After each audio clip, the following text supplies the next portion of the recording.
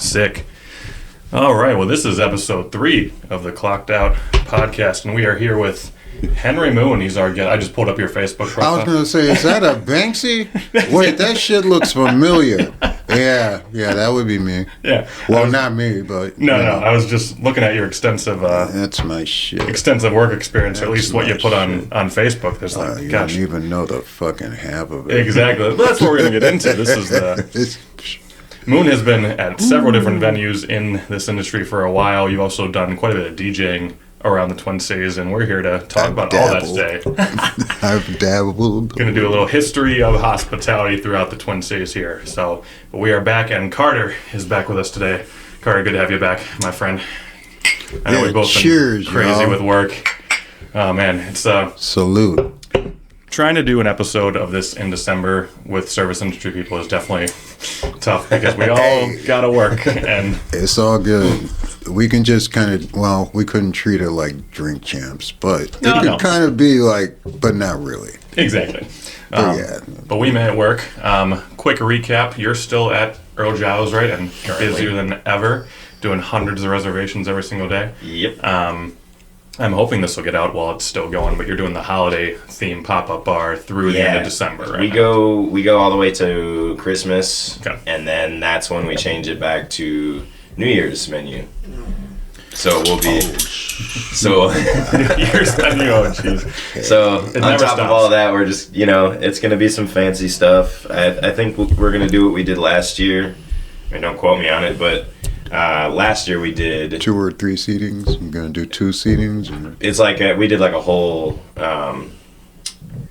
service, full like 7-course meal, whatever. Like, right, and then people pay us like the certain amount up front, and then they come eat, drink champagne, kind of white collar. Well, yeah, but I'm saying, are you turning tables or? Nah, it's just one seating or. It depends. I mean, it's a. I guess I don't understand the question. So when I worked in restaurants on New Year's Eve, we would have 2 seatings. We do an early and a late. Okay. We do like 5:30 to 7 in there, and then we do like a 9 o'clock. From my understanding, I think it's just all at once. I think. Oh, that's cool. Okay. So you can just go hang out and. Pretty much. Yeah. That's nice. That's from what I remember from last year. The cool thing about that though is you don't have to be worried about doing 2 services. And just keep pumping shit out. No, and I'm pretty sure. I can't necessarily remember. I wasn't really super involved with the front house stuff. Yeah, the service at this time. Around then I was still just doing prep there. Oh, okay. Since then it's just been busy, and then it's going to continue to be busy until February, and then you'll have the Valentine's Day big ol' shebang, but that doesn't last very long. No. St. Patrick's Day is not a huge one for Giles, but sure we might do something. I mean, we had Earl Jam. We had a ton of different people come through for that. Earl Jam. Live bands. We set up a full stage out in the parking lot and served empanadas. Like we had 3 different kinds of empanadas, and all the ladies in the back, they spent hours just making perfect rolls. Like they looked like they were made by like a press almost. And I came back and I was watching one of the ladies do it. She's just flying through them, just like one by one. Definitely had done it 100,000 times before, and I was like, let me try one. And the second I twisted, she's just like, no, you ruined it. I'm like, oh, damn. I'm just trying to help. Yeah, but she's like, no, it's fine. I'll probably keep ruining them so I can eat them. Yeah. Damn, we had a bunch left over. I think we ended up doing like a special or something. I was gonna say later on. We made more than we needed, which is most of the time probably for the better. Oh yeah. Instead of running out mid-service or that's I mean, with the amount of people that have been going in and out of Giles lately, it is really that tough to keep anything on on the menu. Without 86ing something. I don't know how you guys do it. Oh my God. I have a feeling there will be another location at some point. Nice, dude. That'd be sick. We're growing exponentially. I mean, the amount of orders we get, and I also believe that we're going to rent out another space that it's so that we have the entire kitchen in the back, because we share the back with the bottling company. And then, fill all the gallons, all the tinctures, all that. And so they have their section of that kitchen, and then we have like our section, and it's just like on the busy days, there's no space to put anything. Like, you have to take everything that you just worked on and clean up right away. There's no space for just like, oh, well, I'll leave that over here for now. I can't. Like, that's, Moon, you mentioned, you threw back to when you were working restaurants on New Year's. When was that? How long ago are we talking, and where were you at? I started like serving. Yeah. I started, oh shit, that was even before that. Oh, fuck. All right. Yeah, let's break it down. Easiest way to do this shit is just to start from the start. I love it. Let's get it. My sophomore year in fucking high school, I got a job as a dishwasher. The Brothers Deli. Oh. There used to be a Brothers Deli on 8th Street in Marquette. Okay. Right across the street from the IDS Center. I think there's like a tavern or pub on that corner, but back in the day, and this was like probably 77, 70 fucking 8. So yeah, my sophomore year. I just wanted extra money, spending money, go roller skating and shit like that. So I'm like, all right, cool. I can get this after school job. I can work like 3 days a week. I just catch the bus from school downtown, go to Brothers Deli, wash dishes. First tip I ever got, this fucking waiter flipped me a silver dollar. Oh my gosh. After one shift, and he was like, good job. Like, I personally thought, because I didn't even know what tips were back then. Years go by. I got another 17, I'd say probably 18, 19. I worked at, there you go. Silver dollar. I worked at this place downtown on, ironically, Nicollet Mall in between 8th and 9th Street. Oh, okay. This place was called the Magic Pen Creperie. They sold crepes. Fucking crepes. Yeah. And I was a busboy there. But the busboy also had to make the crepe batter. And we made these crepes. They had a station, open air, out in the restaurant. It was like a Lazy Susan, but it was motorized. And they had all these upside down pans. You drop the pan on to like some fucking Crisco, and then you dip it in the batter and you put it on. Put the pan on the burner, and it turns around, and by the time it comes back around the complete 360, you got a crepe. All right, that's cool. And they had like 10 or 12 of those fuckers on there, and you just have to keep doing that shit. Keep it going, okay. Yeah, it was funny. One time these two kids came up and they were watching me and shit. I told them, because there was a big vent that was sucking all the hot air up. I told them not to get too close. I had special lead shoes on and shit. If they came a little closer, they might get sucked up into that vent. Yeah, that might have been one of the reasons I got fired. But yeah, I started working there. I got fired from there, right? The Hyatt Regency had just opened up. Oh, okay. And a couple of the servers that I worked with at the Magic Pen, they were like, you should come down to Hyatt and apply for it. I go down there, they hired me. Nice. So I went from being a busboy to a wait assistant. Nice. And that was my introduction into fine dining. They stuck me in their fine dining room, the Willows, where the servers worked in teams, front and back. One sold liquor, and the other one sold food. And they'd have like teams of 4 per service. And I'd have each busboy wait assistant would have 2 teams. I worked there for about 4 years. Then they promoted me to a lunch server. And I started serving there. And I was making okay money. Mm-hmm. Ran into this guy I used to go to high school with. He was, it wasn't maintenance, but he was like a banquet tech. You know, he'd set up all the banquets and stuff like that. And never really liked the kid in high school. I think he was a little jealous of me because I was working in that restaurant and he was just basically a fucking grunt. Yeah. He started talking shit to me one day in the elevator. Going up to the fucking locker room, I just finished my shift. He popped off, and I didn't hit him. No. I didn't hit him. But I shoved his ass up against the wall in the elevator and told him to shut the fuck up. You know, you put the smile on for the entire day. Oh, yeah. Exactly. And then at the end, it's one little tiny thing. It all hits. And he got me at the wrong moment.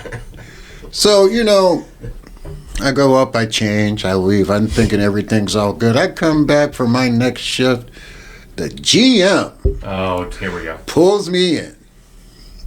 We gotta let you go. Okay. I'm like, dude, and I was cool with the general manager because, like, I was basically outside of a hostess. I was the only person of color that worked in that fucking restaurant. Oh. And the GM was also, you know, he was a brother. Okay. And we were cool, but he was just, I'm like, man, I just pushed him. Yeah. He pushed my buttons, I lost it. Can't you suspend me or anything? He's like, no, you put hands on him, you gotta go. Damn. Yeah, fuck it. It was fun while it lasted. Long story short, I worked in French restaurants. I worked for this chef. He used to be executive chef at the Radisson downtown, Paul Lubignac. Okay. He had a restaurant on 14th and Nicollet. It was called Chez Paul. That's why we're in French cuisine, fine dining. Cool gig. Worked there we were open about 4 or 5 years. New ownership came in. We went on strike. Long story short, Local 17, the union got involved. They had a strike, and basically we killed that business. And about that time is when I'd started doing shows, you know, like doing late night shows and parties and stuff. And I was also working at a record shop at the time.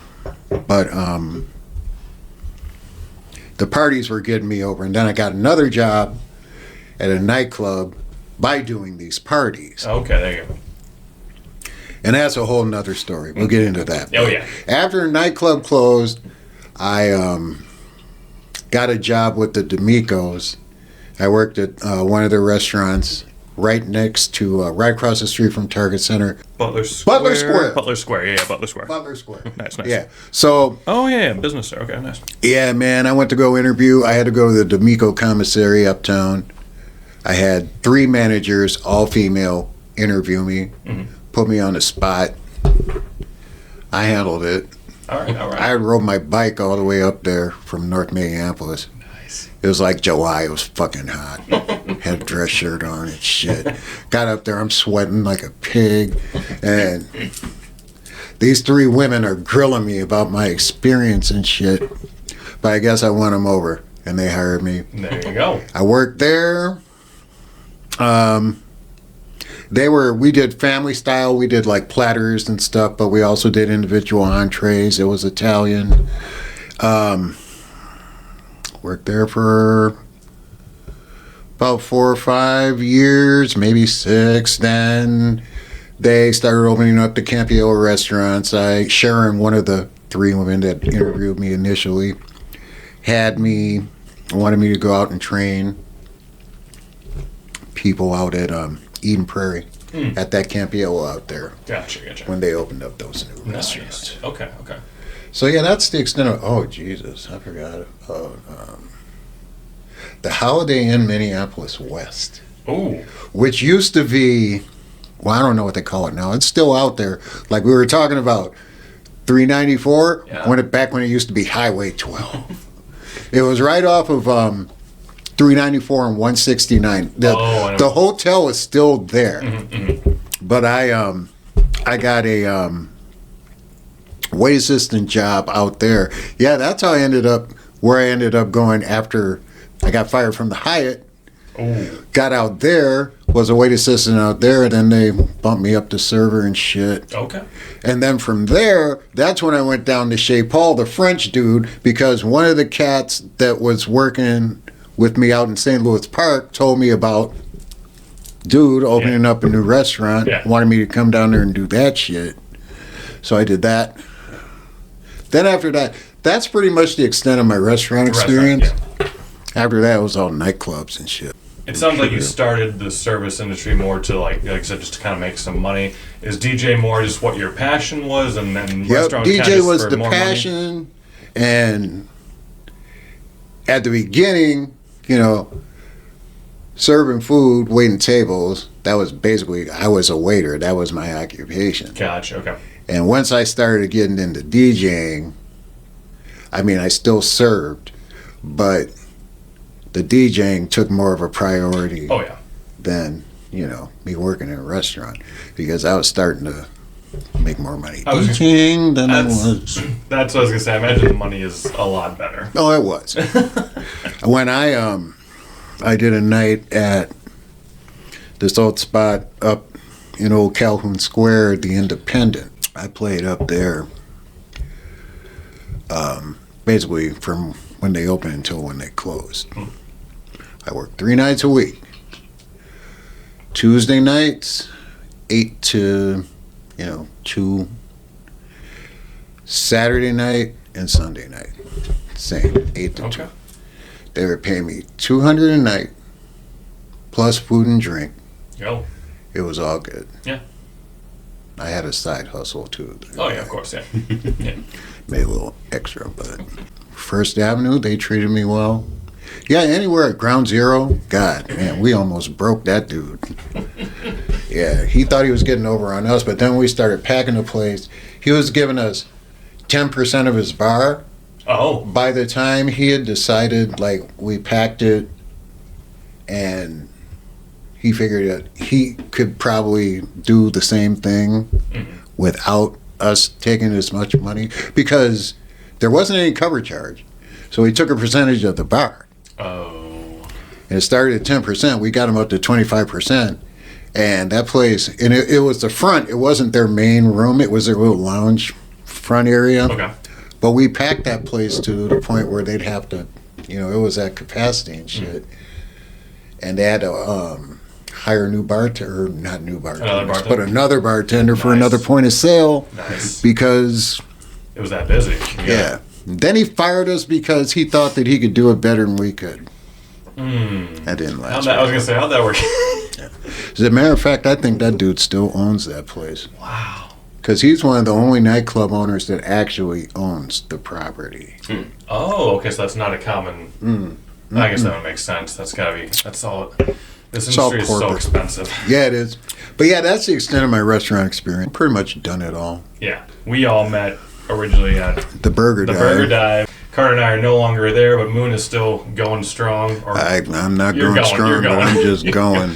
You're down to 3 days a week. You were just saying before we hopped on 3 days a week. I'm happy with that. At first, I kind of wasn't, but then I'm like, no, I really am. What were you before? Were you 5 or were you every day? I was 4. You were 4. That's what Carl and I negotiated, or... Well, that's what we settled on. Gotcha. Okay. And he was like, you think you can do 5? And I'm like, I'd rather do 4. Then he was like, yeah, that's probably a better idea too. So yeah, we settled on 4. But that's back when, we were actually busy. Right. I mean, I shouldn't even say that, but like steady. Now it's just, It's weekends are bust. Weekdays are no longer the way they used to be. Even during the holidays, they're just not. That's crazy. Yeah, it's a mall. It is so interesting because I think it was, I don't know if it was last year. I don't know. I was still there when an article came out about malls in Minnesota and about how they're all basically dying. Yep. It's funny because they were saying that that Rosedale was actually one that was doing okay because they're offering, people want like the aquatic attraction. They want things to do with the mall, not just stores anymore. Yeah. And so the picture associated with the article was a picture of our bar, and I was bartending. I'm really fuzzy, so you can't see me, but I can tell that's me. But the purpose was the concept of the article was there's too many malls in the Twin Cities and we need to get rid of them all, or the ones that aren't offering these extra services are dying out. But it seems like even Rosedale, I keep saying Southdale, Rosedale is not, it's a little struggling a little bit. They're trying. Giant Dick's out there just opened up. That's true, the Dick's experience or whatever with the multiple stories and the batting cages and golf simulators and all that. So still not bringing business into us. Their employees will come in to get their little discount, but outside of that, we thought we would see kind of a little bump. Yeah, but you would think. Well, at least they're not stealing. It took forever on that thing. Yeah. Right. At least they're not stealing from you yet, like the freaking sandbox. Virtual sandbox people. But then again, you know what? A lot of that's our fault too, man. It's like, you know what? If we're going to stick that up there, or if they are going to stick that up there, obviously, open liquor. Again, there's really not a way to cover it up unless, with those gates and shit, they finally did, tried to make a deterrent. Well, I think just in general, that location, there's plenty of, like I said, security measures and things you can take that other bars probably do, but the fact that we're, this bar's location in a mall food court, we don't get a lot of priority, we don't get a lot of funding, a lot of stuff we probably should have is just like, no, you don't need it because you're a food court stand. So what day did you lose when you went down from 4 to 3? Monday. Oh, well. I don't miss it. No, Mondays are not it. There's a reason why. Mondays are not it anywhere. No, there's a reason for that. A lot of reason why a lot of restaurants are even open on Mondays. There's a reason for that. Yep. It's not worth the, restaurants and barbers. My distillery used to not be open on Mondays, and now we are, and we offer $5 margaritas, and we do trivia, and it's dead. Every single month. I told them, I was I don't want to work Mondays anymore. I only worked last night because I normally work Tuesdays, and I trade with someone so we could film this. So we could film this podcast. There was 3 people playing trivia. I'm like, that. Damn. I know. I feel bad. I feel bad for the trivia guy because I'm like, dude, you are getting paid, yes, but there's no one. There's no one here. Yeah. Which no teams. Still in first place. Bob over here. Have you ever been in that situation with DJing where there's no one there but you're still getting paid to perform?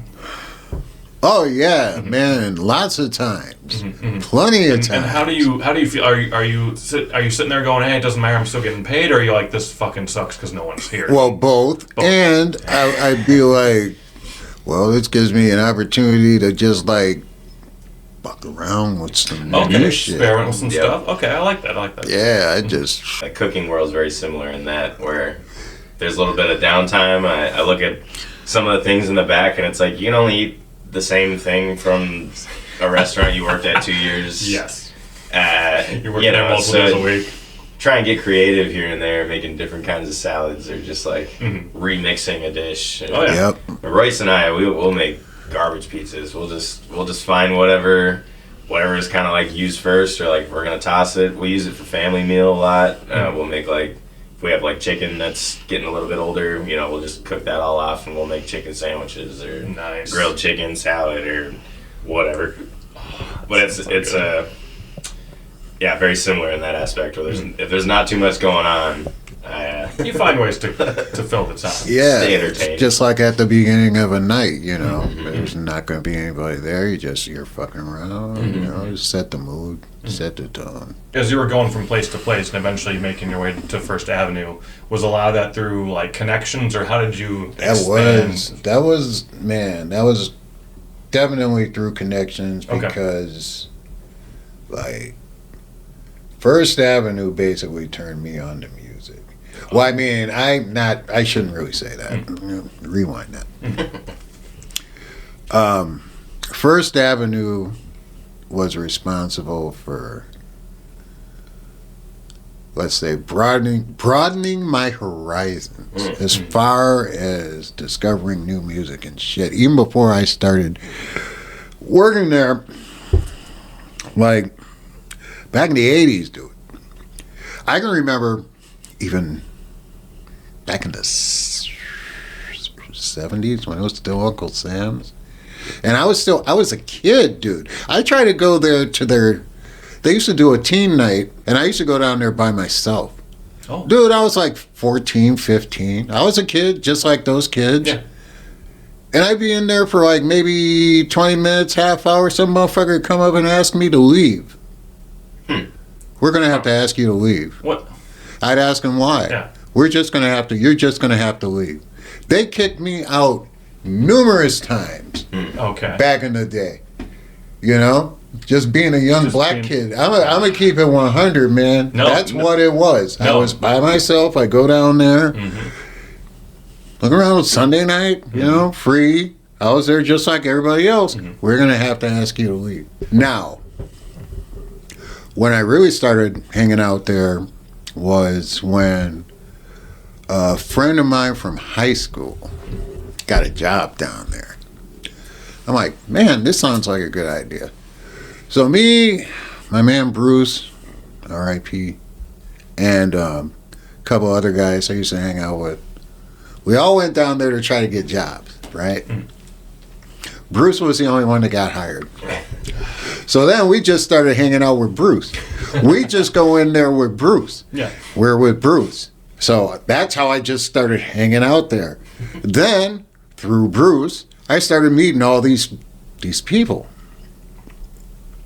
And the majority of them were punk rockers and new wavers. Nice. Because I would be down there any night they were open, you know, because Bruce, I can get in. Then, dude, one night, the guy, the booking agent, Steve McClellan, used to be the general manager too. He used to go outside at the end of the nights handing out comps to people. Funny how it kind of goes full circle from me getting kicked out when I was a kid to him walking up to me going, you might want to check this show out. He gave me tickets to like Richard Thompson, fucking Thompson Twins, ABC, Thomas Dolby, shit like that. Like, all right, bet. They were comps. He saw me, you know, showing up to these shows he was giving me tickets to, kept giving me more tickets. Oh, yeah. The more I went down there, more people I met, more people I became friends with. We had a crew, you know, we just hung out. That was a good time down there every night. But how I got the job there, one of my friends who used to, you know, we used to hang out down there, is now the general manager. There you go. So Molly and her friend, they were at Ground Zero one night, and they were listening to us. At the end of the night, she came up and she was like, we got to get you guys into the club somehow. And that's how it kind of happened. I love that. I love that so much of this industry is just like through connections. Knowing people, yep. Well, and I think what I like about that is just that, like, for the most part, that means, like, we're getting good people in this industry because it's all, you know, hey, I know a good guy who'll be good for this. Or, like, on the opposite end, my distillery's seen a lot of turnover recently. And my coworker, Christine, one of the bartenders there as well, she's like, I'm just going to say it. All these people that are bowing out, at, like, their first day they were in, an hour into their shift, I could tell they're not going to make it. They're not going to make it. So it's like, I feel like we can just, like, tell. Once we get in the industry and we're, you know, got our feet wet, it's like, you know who's going to make it, who's not, or who's a good fit. Man, best job I ever had in my life. I never filled out an application. I filled out a W-2. There you go. This was the interview. Thomas recommends you. He says you're good shit. What do you want to do? Yes. I said, kind of sick of promoting and doing parties. But I heard you guys are having a restaurant. I'll be a server. You want to be a supervisor? Sure. Done. Dude. We're building out, blah, blah, blah. Come here, help us set up. We open here, blah, blah, blah. And me and Nick, basically the main owner, he and his brothers had nightclubs out in New York. Nick was a club kid. This dude, he was a club kid when he was 16. He was in Warhol's picture book. Ooh. He showed me. I swear to God. I'm like, you're full of shit. He went to the office. He came back. He showed me. There he is on the dance floor, 16 years old, surrounded by like 3 women. That is crazy. Yeah, that dude, he taught me a lot about the nightclub business. Unfortunately, he decided to pull Morrison and yeah. And we were open for probably about 3 or 4 months after, he had passed, and we couldn't. Didn't feel the same. It was fucked up. Damn. Man, I cried so bad. I'll never forget that night. Yeah. That's never easy. No. Absolutely not. And the fucked up thing about it was I saw that dude 2 nights before he came down. I was in a restaurant, and he was leaning up against the bar. I just looked at him, I shook my head. I'm like, fuck, dude, you're on one. Because he was a heroin addict. Yeah. He was back on that shit. One of his friends from New York came to visit him. Shit happened. Great job, though. Lifelong friends from that shit. Exactly. It's like 2/3 of my Facebook page is either a few people from high school, a lot of people from First Avenue, and a lot of people from the road. There you go. That's like 2/3 of is First Avenue and the road. But yeah, once we got into First Avenue, and the weird thing about it was I had already known everybody there just by going there so much. So then by the time that I, was finally working there on a weekly basis, just doing Saturday nights and shit, it was fun. It was also kind of weird. Yeah. Yeah. Yeah. Anyway. Nice. Wow. We lost a little audio there, so I'm just going to recap that. No, it's all good. In general, you stopped drinking, you said, because you had a lot of access to it, which I think is a... Oh, no, what I was going to say was drinking led me to start doing other shit. Heavier shit, like some Bolivian marching powder. And once the cocaine turned me into a madman. Right. I did a lot of things that I didn't want to do. Basically ended up, I was only in jail for 4 months, but, who's counting? 120 days, that wasn't shit. Nah, whatever. But yeah, man, I knew that was the thing. And, court-ordered treatment doesn't hurt either. No. That'll give you a little kickstart to that shit. Oh, yeah. But yeah, That's crazy just to hear about, though, that the deals you would get, and like how easy it would be to just when we're in that industry. I don't think people realize that we're in it, and we could just a lot of places are like, oh, you shouldn't drink on the job, but there's not always a lot of policing of it. It can just happen, dude. And you could walk in there. When we first opened up, I remember it was Pride Week, and we were down there. Me and a bunch of friends of mine. Was probably 6-8 people. And we were open. We go down into the restaurant, and another one of the managers, my guy Ron, was there. I walk in, Henry and his friends drink free all night. I mean, these dudes didn't care. And the funny thing about it was the owners, they were in recovery. Oh, yep. We had a separate bar in a nightclub on the side of the stage that was just basically an espresso bar. It didn't serve no booze. Okay. We had a big ass espresso machine. We had Arizona iced teas, all kind of water, bottled water, Arizonas, and coffee and espresso. I've heard that a lot too in this industry. Like so many stories of, the owner of this bar or the lead bartender of this bar is sober now, but they will still make me the best goddamn drink I've ever had. It's that's because they drank their way through it all. And there's, but I love that they have made that decision and are still going with their passion, because you definitely can balance it, or you definitely can go completely clean like you have, and still. You're probably one of the best employees that they have at Burger Dive. Seems like for you that's more of just a job that's to just make a little extra. It's just make a little extra money. It's easy for me, man. I can get there and back easy. Mm-hmm. If you weren't doing this just for a little extra money, I don't know if you would still be there, or what your thoughts are on that. Or should I be chilling? I'd find something else. But I know you. Probably not that. Yeah, and I know you've kind of talked about getting back into DJing too. I don't know if you want to play clubs again, but what are your thoughts on that, or what's your journey been with that recently?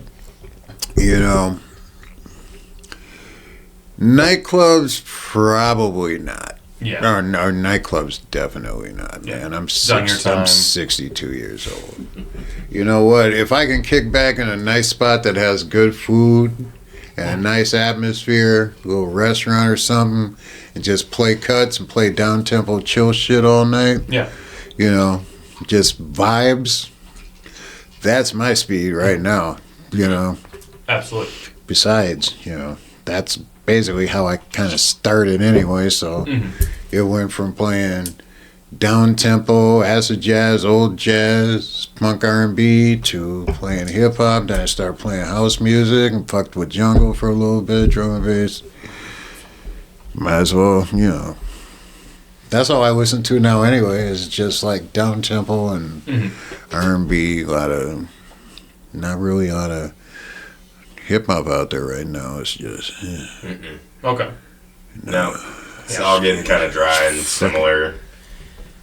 Yeah. Doechii, though. She's cool. I like her. She's cool. See, every now and then you get one, you get one. which is sad because, back in the day, it was cool because when something came out, that was new. Yeah. I can remember, first time I heard Gangstar, Daily Operation, man, their second album, I was like, God damn, that one got me. I can remember when all these albums came out, and they were new. I mean, they were new artists.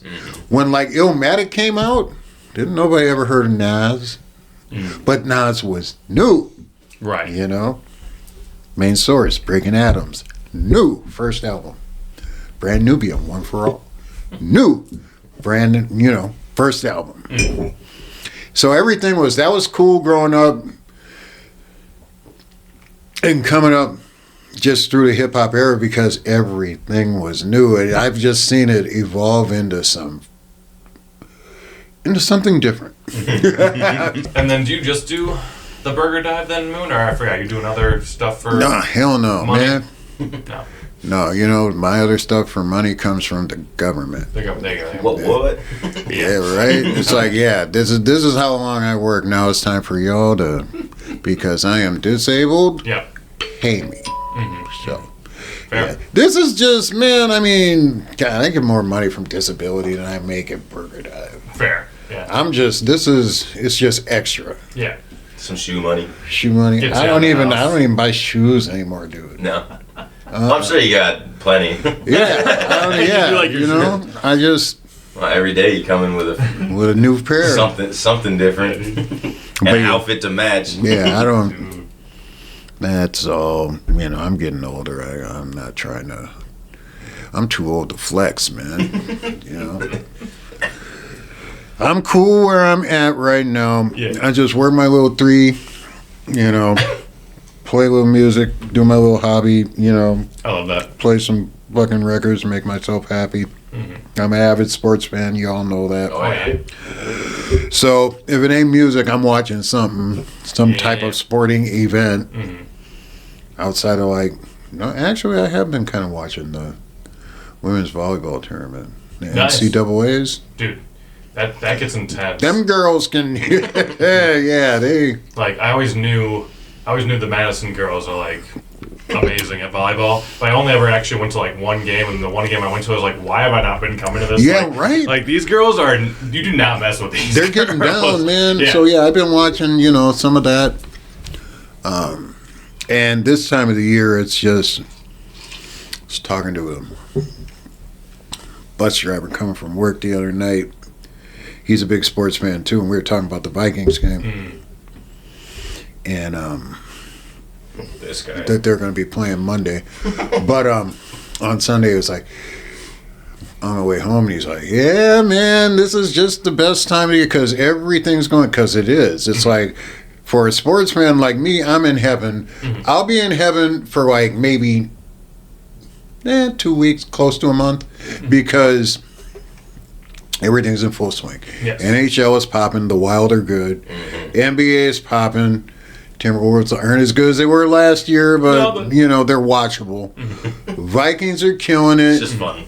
Yep. It's always fun. I mean, especially after so many years. So many years.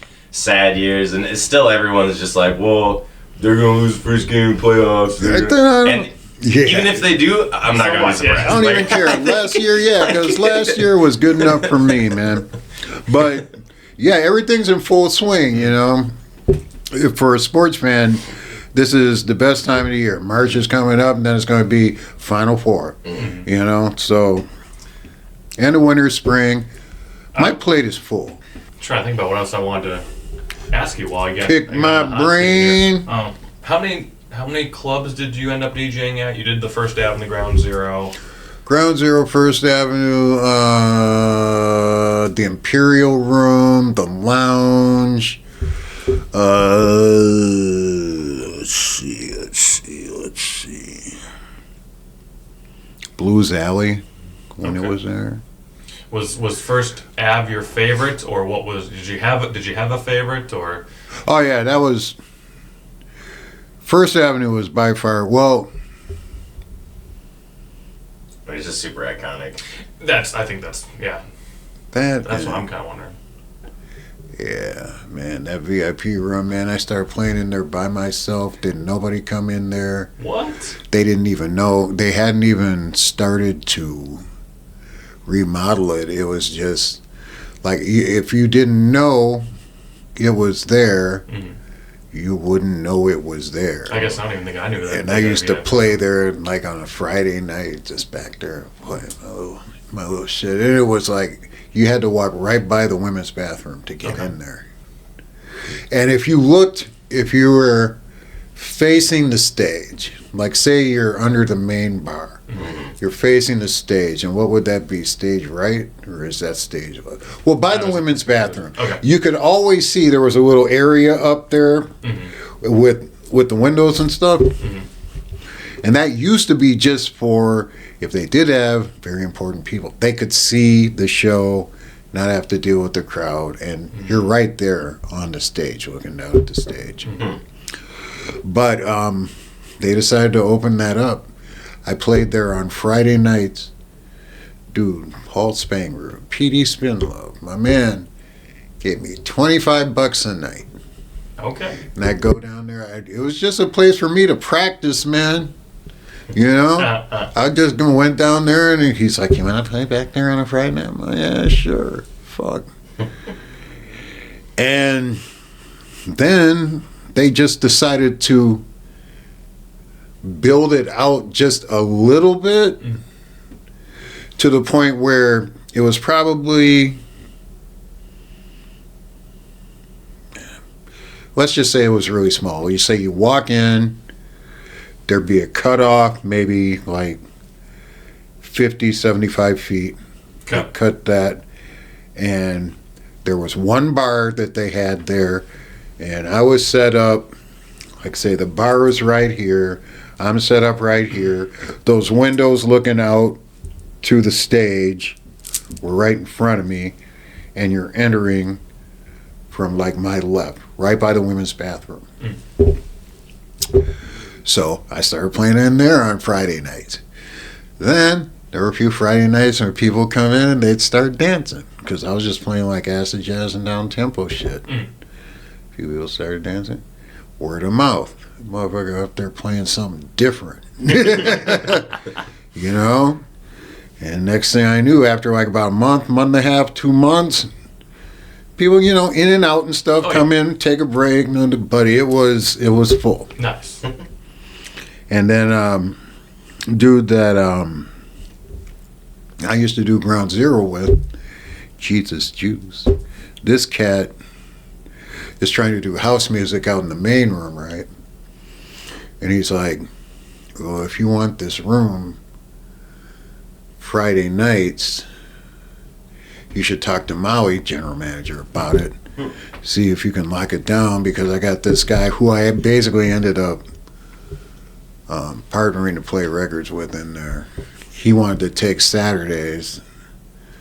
I'm like, fuck it, I want them both. I started this shit. And if I have to choose, that motherfucker's taking Friday, I'm taking Saturday night. Absolutely. So I started working with this cat, and after about maybe another 3-4 months, they decided to extend the room a little more. There you go. They extended that motherfucker 2 or 3 more times before they finally said, we're going to have to shut y'all down because we're giving you a whole new room. There you go. They gutted that whole fucking back room back there. Separate entrance on the 7th Street side. 7th Street entry. Yeah. Where you could go, or no. On the 1st Avenue side. Okay. Entry was on the opposite side of the building, right on 7th Street. Yep. And now, you know, you got the Depot Diner and then the entry. But you wrap around 1st Avenue, back by basically where they do a lot of loading and shit, there's a door that goes upstairs, which is now their office. Of course, eventually they're going to turn that shit into office space. Yeah. And I'm like, you motherfuckers, I built that fucking room. Me and my 2 dudes, me, Cornelius, Francisco, we did a night, we called it the Barbershop. Every Saturday night, hip-hop at our peak, our cover charge to get in there. And keep in mind, this was like mid-late 90s, early 2000. Our cover charge to get in that room was $15. Oh, nice. Damn. $5 to get in the main room to listen to house music for System 33. But they kept raising we had a few problems when they wanted to raise the price, the cover, to keep the thugs out. And I had to tell them, man, you don't understand. The thugs are the one that's paying $15 to get in. Yeah. Just, that's not going to solve anything. Just, we'll keep it at 15. You think it's going to decrease the capacity? We'll see. Dude, you had to be there by 9:30, 10 o'clock if you wanted to get in. The main room wouldn't fill up until after bar closed, when the 1 o'clock bars would close. Yep. And they get their little shine for 2 fucking hours, from like 1:30 to 3. Then, ooh, it's so packed in here. It's like, you motherfuckers. Our shit's been jumping off since like 10. Yep. 10 to 3. Dude, we're doing 5 hours. I'm glad I played with 2 other DJs. Because I used to I'd play that room a couple of New Year's Eves by myself, and you know how busy, how packed that is on New Year's Eve. Oh, yeah. I'd have to throw on an album so I could go and take a piss and make him back in time. Oh. You know? But, yeah, they, They finally let us go. I don't know. Steve had Steve McClellan. Same dude. Ironic. Same dude that used to give me the comps when I just started going there, turning me on to all this new shit. Now my boss, this is right before he retired too, he had to let us go. Interesting. Okay. You guys are big enough. You know, his philosophy was, we gave you the opportunity to work here, build this shit. You guys are successful enough where you can. Although I've always suspected that they just didn't, it was getting too black up in there for them. But just in that little, and you know what the funny thing was? It wasn't all black folks. It was everybody. Yeah. I do mean everybody.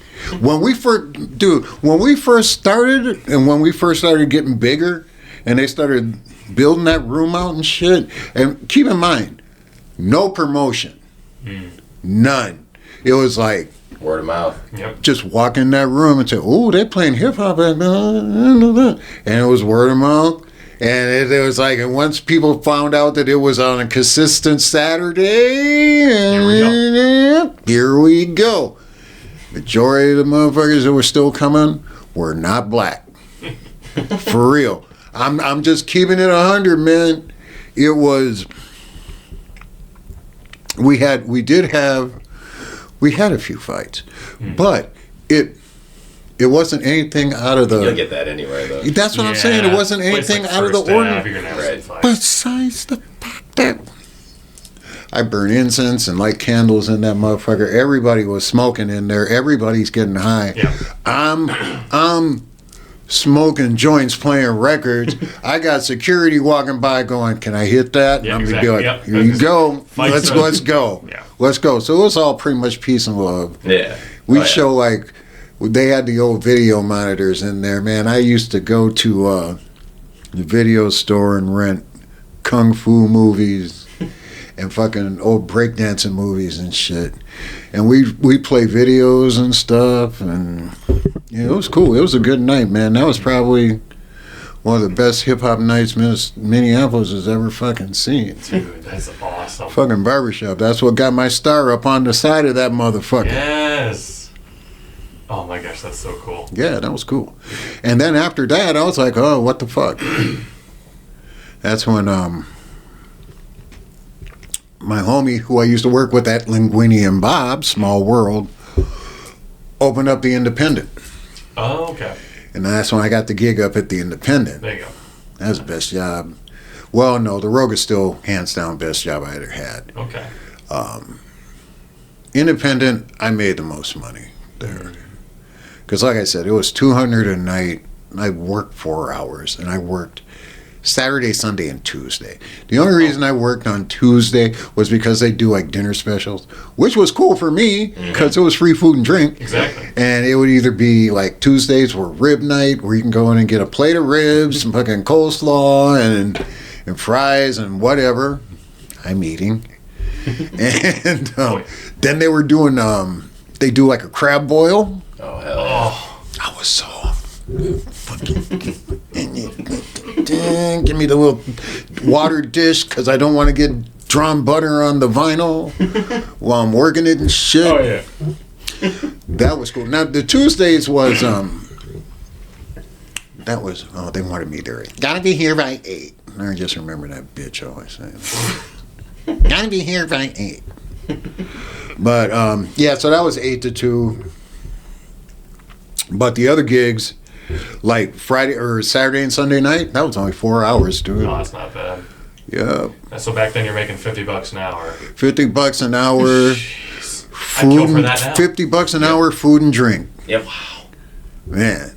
And this was still back when I could smoke in a bar. It was beautiful. It was beautiful. Motherfuckers should have paid their liquor tax. They got posted. That's why they closed. Oh, that'll get for sure. Yikes. That was a good gig. Oh, I forgot all about the Miss. Oh, man, she was cool as hell. She used to just just throw hundreds. Here you go. Here you go. She was one of the elders of Mystic, man. Holy shit. And she would come in with her family. They'd be ordering all kinds of food and shit, and then they'd go out, they drink, they party, and then they order food to go. Shit, here you go, honey. Bang, bang. Couple hundreds, couple Chris Hunt C notes. Constantly. Best job I ever had. That was, you know what? The Rogue was definitely the best. First Avenue, that was fun. That was fun. You know, you're working at First Avenue, it gives you a little clout, blah, blah, blah, whoop-de-woo. The Rogue, dude, that shit was a part 24/7. It was a That's party. where the owners of First Ave go to eat. That's No, you know what? You know what? Not the owners, but the manager who later hired me over at the Ave, because we were one of the first nightclub. We were the first nightclub to get the 3 o'clock license pass. Yeah. Wow.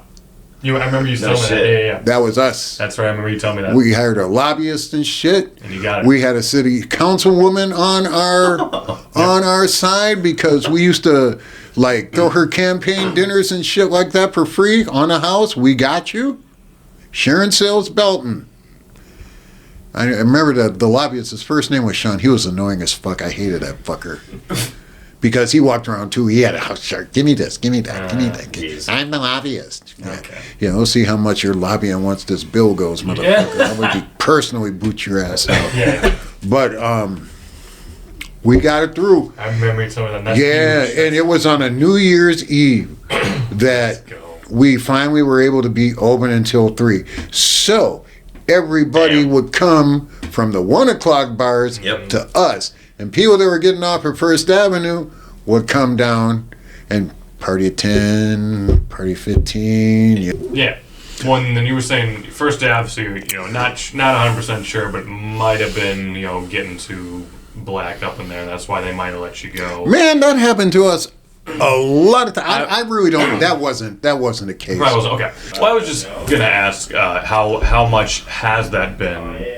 How much has that been a thing in your career in this industry? I'm sure it's come. Oh, what? Just music or the black fact, the race thing? Fact? How much have you seen that? Do you have stories related to that? I guess that you're willing to share. No, I mean I take pride in the fact that back in the day I was probably only one of the only, I should say, one of the few people of color, persons of color, to be front of the house. Okay, nice. Outside of being a wait assistant or a busboy, whatever. No, I was one of the first blacks ever. You back in the 80s, 90s, man. Mm-hmm. No. Even I worked for some cool people too. I mean, it's like Shea Paul. That was an independent indie spot. Yeah. The Hyatt was cool, man, because it was the staff was pretty much multi-racial. Okay. My man Errol, this dude Errol, he was from India. He was cool as shit. It might have been Pakistan. I can't remember. General manager Tony Sai, cool as a fan, man. This dude is from Thailand. All right. Looked like he walked out of a Bond film out of the '60s. It's very cool, and he's calm, always calm. Yeah. And then the adjacent cocktail lounge, it was a jazz lounge. This restaurant was so fucking cool. Every cocktail waitress was fucking gorgeous. Nice. And that was multiracial. Okay. Let's see, my friend, she used to be on Channel 9 too. Roxanne Battle. Okay. She was a hostess there. Roxy be hood as fuck. We could be talking pre-shift and just chopping it up, and we could both be just flip a switch soon as Yep, that's the thing. As soon as it starts, just flip the switch. Especially because that was fine dining. Oh yeah. Yeah. So dude. You gotta. 150 napkins every night. Oh boy. Side work. It's a fucking bitch. What we used to do. Folded into swans. Well, I can do the Swans. I can do the 3 Crowns. I can do I can do the 3 Crowns. I got folds, bro. I got a fold that I can show you. I got a fold for an underliner you can put on a plate for a bowl of soup. Look like a bouquet of flowers. Oh my gosh. I got skills, man. 150 every night. 150. You can either knock them out before or after your shift. You know what I do, man. Gotta wait till after. No. After we all going upstairs. And I remember, this is funny because I was still underage when I was working there. But all the servers were in like their either late 20s, early 30s. Yep. Nice. So they'd always take me upstairs to the other restaurant where Ocean Air used to be. I can't even remember what the name of it was at the time, but they used to have a little bar up there.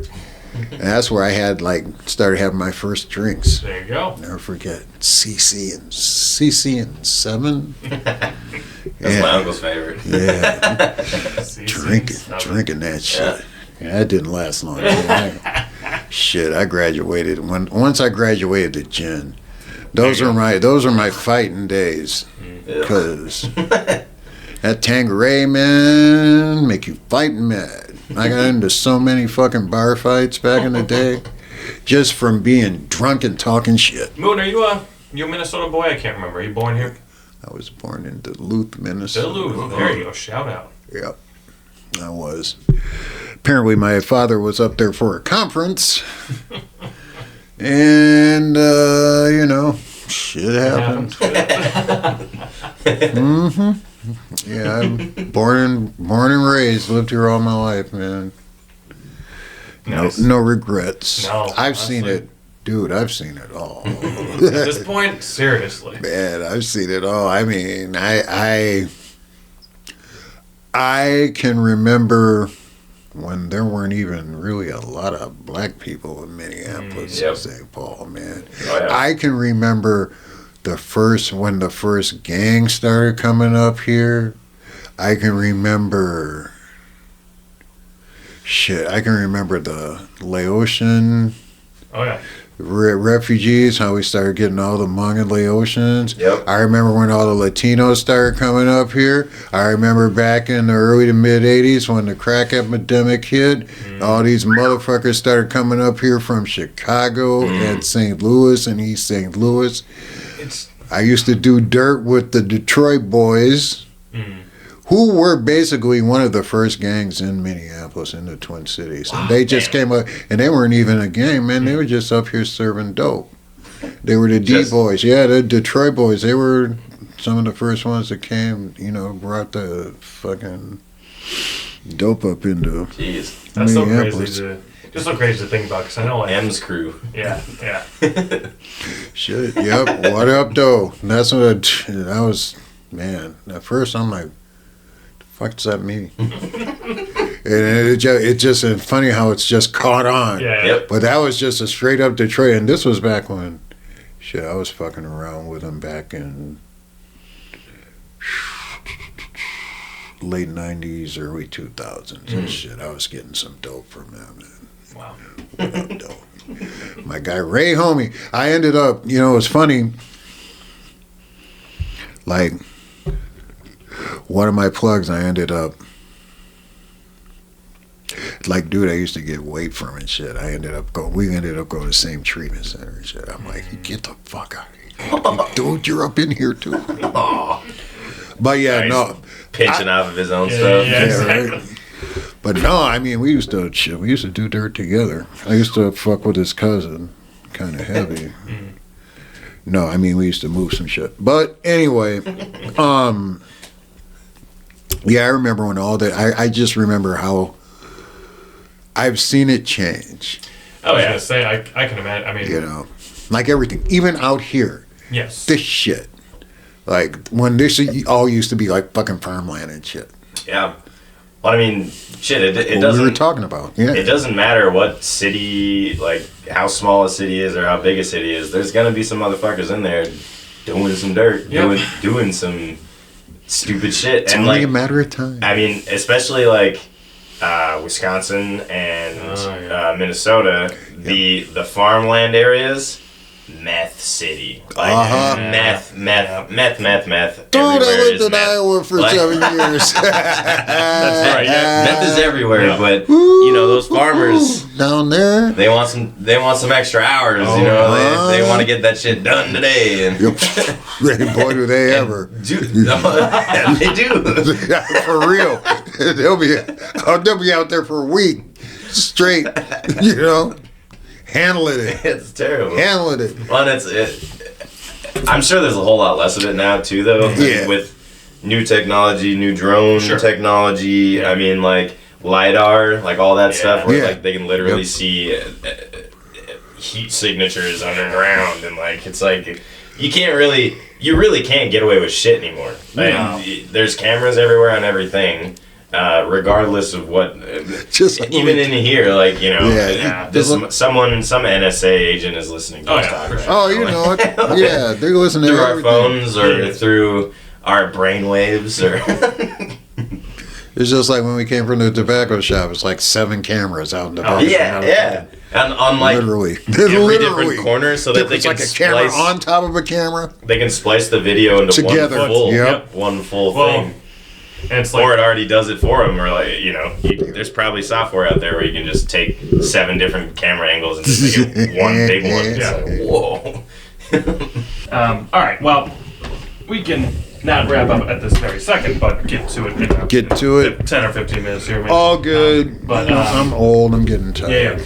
I think the only questions I was going to ask them, and again, if you had any, feel free to jump in. But I know you did some time in fine dining. What did you think of fine dining compared to like the other? You were going with that. So you did some time in fine dining. I was going to say, man, I did 120 days of the workouts, but I was on work release, so that wasn't even really like jail. I mean, I had gotten plugged with a guy that ironically took over the nightclub that I used to work at, and they had reopened it. They called it the Foundation. It is now the Exchange. Oh, okay. But I'm like, man, I need to get on work release. I don't want to do this 120 straight time. Come up with something for me. He came up for something for me, and the last minute, I got in on work release. There you go. Which was cool. Fucked up that they had to pay $113.50 a week. For rent. It could not be cash. It could not be a personal check. You could not charge it. You had to go to a fucking place and get a money order every single fucking week. Cashier's check. Or money order. Money order, yeah. Jeez. Even more. That's all they'd accept. Yeah, that was. Send them a COD. Yeah, it was fucking. It was like, all right, well, cool. Here, I'll report. You know, it's like, I'll report here back to work. I'll spend the night, and I'll go to work. Yeah. I'll get in my car. I'll go to my house. I'll take a shower. I'll make some breakfast. Watch a little TV. Then maybe go on downtown, go into office, go to the club, open it up, and go sit in the office and do some light janitorial work. Man, it was gravy. It was a lot better than being locked up for 120 days straight. Yes, seriously. With other men. Oh, God, and we could flirt with the females that were in there, too, and shit. There you go. Yeah, it was beautiful. Jail, not jail. Oh, no, they used to let us... We could kick it. We could hang out together. We'd have rec, and then any meal. You could sit together and sit with them and shit. So that was cool. Anyway, think about fine dining. Fine dining. Think about fine dining. Fine dining was cool, man. No, actually, that was pretty hilarious. I'll probably keep that in. But. Fine dining was cool, man. I've kind of heard you can make a lot of money, but I feel like it's not for everyone. So I don't know if it was kind of your thing or speed. You have to have the patience for it. But I kind of temperament. Yeah. When I was doing nights, serving dinner and shit. Obviously, you're coursing people. You basically know what you're going to get at the beginning of the night because, you know, whatever section you're in, you're going to know what parties you're going to get. Basically, depending on whether you open or close, you know how many covers you're probably going to end up doing. Yeah. But the dinner, see, coursing was the thing. And I mean, it's like you got to sell. Yeah. And I mean, right off the rip, may I suggest something from the bar? You want to get them that pre-dinner drink. Yeah. Mm-hmm. Get them loosened up a couple with that. Maybe sell them a couple of appetizers. Now you gotta sell them the appetizers, okay? And you know, then you'll have your salad and whatnot, the entree, and you want to try to get them to do at least a bottle of wine. Oh yeah. And attention to detail. And that Campiello, it was fucked up, dude. I mean, well, it wasn't fucked up. It was actually a nice touch. Mm. You couldn't serve your food. Say you had a 4-top. You have to get one other server. Mm-hmm. If you have a 6-top, you need 3 people. If you have an 8-top, you're going to need 4 people. Okay. Because you all carry one position. Mm-hmm. Yep. Or two. One person carries 2 positions. Yep. And you serve in sync. Ah, yes. Same time. It's like you wait until everybody's around the table. You got your table numbers. This is person number 1, 2, 3, 4, 5. You make eye contact. Walk out in a line. Yep. Mm-hmm. You know, second time. You know, the same with clearing a table. And people can be busy, and it's like, can I get some help? And you know, you have one wait assistant for you, and that wait assistant, it has 2 other servers. That wait assistant, it's all. And the one thing I did love about working for but working with D'Amico, for them, like even Linguini and Bob, Campio, the way that they served, it was all team oriented. Yeah. Even though you would have your own sections and your own tables. When it came to the actual service, far more efficient. Yeah, serving and clearing, it was cool. It was cool. I used to love to sell wine, though. I could push. Oh, yeah. Man, it was like, you want, in a perfect world, you do want an ex-drug dealer to be your server. Oh, yeah. Because, you know, I used to sell ice to Eskimos, man. I could sell you anything. What do you think I'm going to do when I'm going to try to sell you some food? Yeah. You know, when I'm going to sell you a balsamic glazed short rib with a balsamic reduction served with a soft polenta, you know, blah, blah, blah, blah. You know, I'm already hungry. Yeah, hey. Let's go. Yeah, push the specials, you know. Get your spiel down. Yeah. God, when working at Campio, I swear to God, and once my DJing started taking off, and I was like, I can't do nights anymore. I'll work lunches. I'll do lunches. Man, I'll work Monday through Friday. Well, Monday through Friday, except for, I think I did Monday through Thursday, because I had a gig on Thursday nights at this restaurant. It's where Hell's Kitchen is right now downtown. Oh, yeah, I know it, yeah. It used to be called Red back in the day. Oh. And these Eastern European gentlemen owned this specific little restaurant, and their push was they had a vodka bar. They have vodkas from all over the world. And Russian cuisine. Yep. I think it all kind of tastes the same to me. Well, that too. Yep. And it was cool because they would have me come in. One of my friends, same dude that put me on at the foundation for the work release, he put the sound system in for this restaurant, this Red, and they built a little stage and stuff. Yeah. Wanted somebody to come in and play down-tempo acid jazz on a Thursday night. I'm like, all right, cool. I'll pull up. Let's go. Let's go. Feed me. Pay me $100. I'm good. My girl can sit at the bar. And actually, the bartender that worked that night, I had worked with out at Campiello with, out in Eden Prairie. So we knew each other. Carl, ironically. With a K? Yeah. No, it was with a C. Yeah, no one's as cool. There's only one Carl. There's only one Carl. There's only one Carl. There's only one Carl. It's Carl time. In my heart. But yeah, that was a cool little gig. Yeah, that sounds like a great gig. You know the bartender, you know the... Oh, damn. Yeah, it didn't last. I didn't draw any people. Not a lot of people came there, but you know, it was a pretty cool gig and shit. Nice. But yeah, fine dining was after a while, like when I started playing records, I guess. Well, obviously, how many nights did I have at one?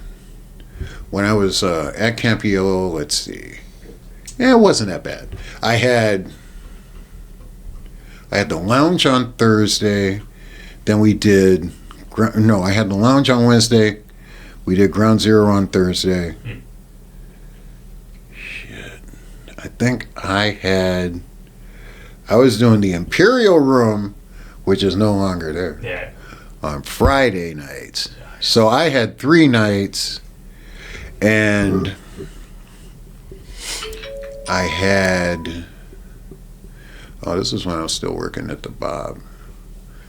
So I was probably spending 3 nights and serving food 4 nights. Damn. The cool thing about it was, when I was serving downtown, like at Linguini and Bob's, the places I needed to go were right downtown. Yeah. I could park my car in the ramp, you know, go to work, walk back to the car, pull my crate out, go a block in the other direction, go to the lounge, play my records. Beautiful. Yeah, that was cool. It was a nice little setup. Yeah, that was a fun time for me, man. It's too bad that I basically kind of got a little out of control and I fucked a lot of shit up. I was going through a lot of shit too, man. It was like my mom was in poor health and I was trying to take care of her and do all this shit. It just. One again, I think kind of like you mentioned, we've alluded to both today and I think in previous episodes, it's just like being in this, and it's just like, again, a lot of it's just right there for you, and I think it's very easy to just, that's a slippery slope.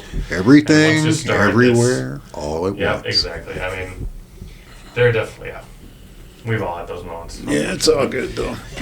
What else you want to dishwasher to fine dining to slaughterhouse to DJ, the Moon Lord goes deep.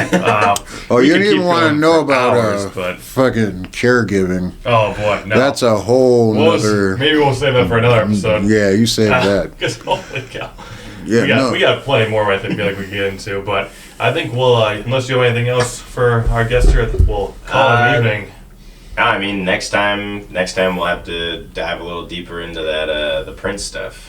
Oh, we'll have to dive a little bit deeper. Yes. We were talking about that on the way over here. Yeah, and you know, man, sad, man. You know, he, y'all know Tyka just passed away. Yeah. She used to babysit me. No. Really? Yeah. What? Swear to fucking God. Dude, I lived right across the alley from him. I know. No, I believe you. That's just right wild. Across the album. Shit, I had her on Facebook too. Oh. Yeah, I remember when I sent her a friend request. I was surprised, and it was like, people. You know how you get that, people you may know. Oh yeah. It's like, the fuck, man. I haven't heard from her in like 30, 40 years. I sent her a friend request, and I'm like, I just said, you look kind of familiar. And just like that, bam, she hit me and was like laughing and shit. Yeah, absolutely. Yeah, but now, yeah, she had a rough. She had some battles too, but she was getting better. All those cats, man. Andre Simone. Yeah, I grew up with that cat. That motherfucker thought he was cute. I'm sitting in one of those golf carts we stole. Yep. Motherfucker comes up to me, black cat firework, sits it right on my shoulder and lights that shit. No. Bang! Ow! And he runs away laughing. I was probably, I don't even know how old it was. 9, 10, some shit like that. Yeah, I got stories, man. Yeah, we're gonna have to bring you back for sure. You got to think about it. I'm 62 years old. There's a lot of. We have not scratched. I mean, I've got 40 plus of good shit. Oh wow, this has been great, Moon. Oh my god, been a good one. Yeah, this has been a great one. I mean, cool. And we're not even, like I said, we'll have to continue this at a later date. Yeah, I'm 2 ginger beers in, man. Right? You know? Yeah, I think next time it'll have to be I got an empty glass, but that's so right. what? We're all empty. It's all empty. That's a fuck it. Yeah, that's a fuck it. Cheers, fuck it. Ooh, besides, I got next time it'll have to be you and Liam. I was thinking of like it'd be hilarious. You know, the one young side of young versus old. That actually that's a good idea. I like that. All right. Oh man. Well, all right. So that's it for episode 3. We're 86th. Thank you again, Moon. Oh, my pleasure. Yeah. We're out. So thank you, Carter. Good to have you back. Cool. Hell yeah. We'll see. I have no idea what episode 4 is going to be, but this can be a good one.